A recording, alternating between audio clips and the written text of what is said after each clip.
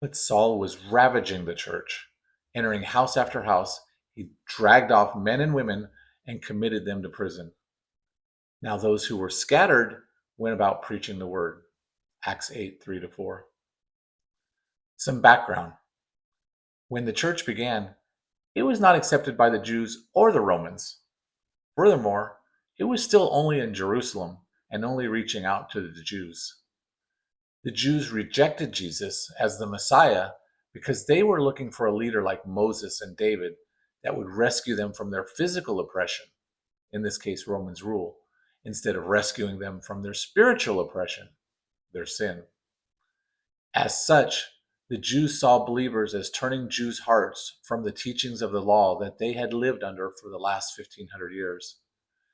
And they had a long history of consequences whenever they did not purge people that taught differently. As such, Saul, later renamed by God to Paul, and the Jews had a passion to purge these believers, which they considered false teachers. But the message of the gospel, a message of a loving God that is full of grace and mercy, was very appealing and started to grow. The Jews decided it was time to end this movement and started targeting believers.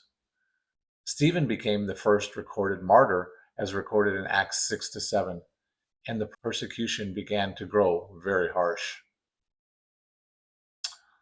Unlike verses that are teaching principles or command, these verses are narrative, which describes the actions of what they did. We learn and are encouraged by their faith rather than being given specific truths upon which to guide our faith decisions. We're going to focus on the why of their faith in action rather than expanding on a taught principle or command. So, what did it mean to the original audience? When the early church experienced the gospel with hearts opened by the Holy Spirit, they understood true love, their eternal purpose, and the overwhelming value of heaven overcame things of this world.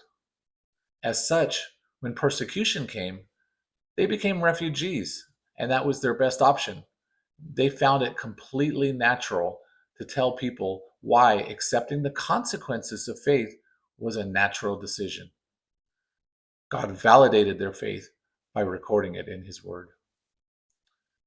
For us today, depending on where you live in the world, you may be experiencing similar harsh persecution, or you may be living a comfortable Christian walk, or something in between those two ends of the spectrum. Our ability to respond correctly depends on our understanding of the Word and our connection to the Spirit.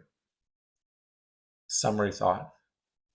Do you have a strong enough foundation in what God is doing to give a love-based response to opposition and persecution? Subscribe or follow us to know when new videos like this come out. Thanks for listening.